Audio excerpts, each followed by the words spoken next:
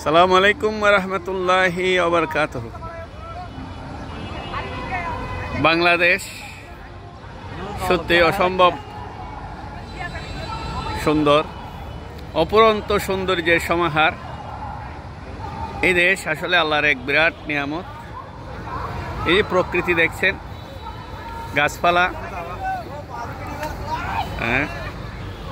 এই তারপরে ফল ফলাদি সবকিছু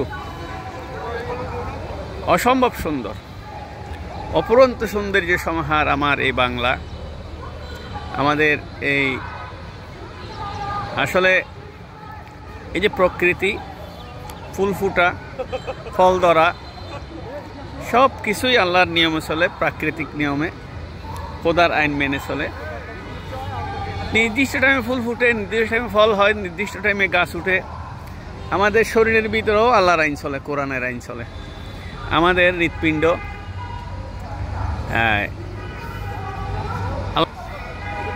সময় মতো চলে। তারপরে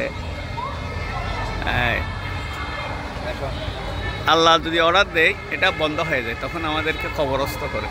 আমাদের এই যে শরীরটা, এটা আসল শরীর, আসল মানুষ না। আসল মানুষ হচ্ছে আমাদের আত্মা, যেটা কখনো ধ্বংস হবে না। এই শরীর থেকে আত্মাটা, মূল মানুষটা বের হয়ে গেলে আমাদের শরীরটাকে কবল দিয়ে দিতে হয়। এই পৃথিবীটা এত সুন্দর এই কারণে যে, এইদিকে দেখে দেখো, পৃথিবীটা এত সুন্দর এই কারণে যে এখানে আল্লাহর আইন চলে। এই যে বাচ্চা কাচ্চাগুলি, এই যে বাচ্চারা হচ্ছে, এগুলি সব আল্লাহর আইন মেনে চলে, এই জন্যই এত সুন্দর। কেমন? আর আমাদের শরীরের ভিতরে যে রক্ত প্রবাহ, সেটাও আল্লাহর আইন মেনে চলে। এই কারণেই এগুলি ঠিকঠাক মতো চলে, প্রকৃতি সুন্দরভাবে চলে। প্রতি বছর আম ধরে, প্রতি বছর কাঁঠাল ধরে, প্রতি বছর আনারস ধরে, সব কিছু এইভাবেই সুন্দর।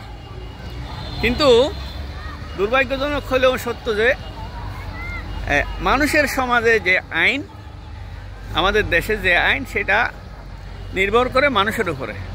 মানুষকে বলা হয়েছিল যে কোরআনের আইনকে কায়েম করার জন্য জান এবং মাল দিয়ে সংগ্রাম করার জন্য, নিজের শরীরে, পরিবারে, সমাজে, রাষ্ট্রে আল্লাহর আইন যখন কায়েম হবে, তখন আসলে পৃথিবীটাও এরকম প্রকৃতির মতো সুন্দর হয়ে যাবে। এখানে কোনো অশান্তি থাকবে না।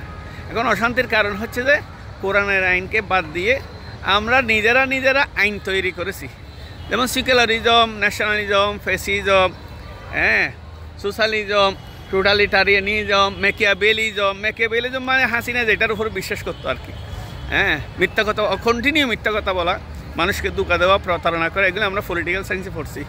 এই জন্য এরা, এই আওয়ামী লীগের লোকেরা হাসিনা সহ 27,11,000 কোটি টাকা নিয়ে গেছে, যেগুলি দেশে আছে আওয়ামী লীগের নেতাদের কাছে, এগুলি ছাড়া সরকারি হিসাবে।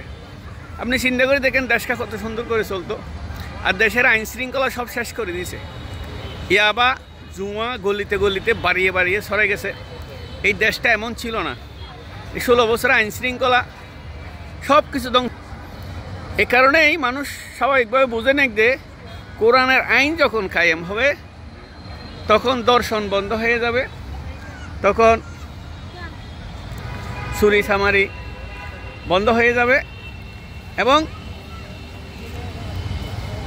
দেশের দুর্নীতি বন্ধ হবে। কোরআনের আইন ছাড়া কোনোদিনও চাঁদাবাজি বন্ধ হবে না, এটা সবাই জানে। আর আইনের উপরে কোনো আইন নাই। মানব রচিত আইন দিয়ে 53 বছরে দেখেন কি হয়েছে, দেশটা ধ্বংস হয়ে গেছে।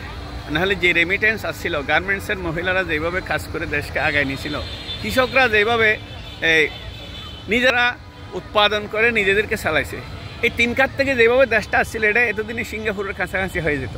কিন্তু দুর্ভাগ্যজনক হলেও সত্য যে আমাদের দেশটাকে এই ফ্যাসিস্ট আওয়ামী লীগ ধ্বংস করে দিয়েছে। এরা এখনও চাচ্ছে দেশটাকে অরাজকতা সৃষ্টি করতে। এদের উদ্দেশ্যে বলবো, আসলে আপনাদের হাতে ক্ষমতা ছিল, আর্মি ছিল, এয়ারফোর্স ছিল, নেভি ছিল, অ্যান্সার ছিল, হেলমেট বাহিনী ছিল, অস্ত্রধারী গুন্ডা ছাত্রলীগ, যুবলীগ ছিল।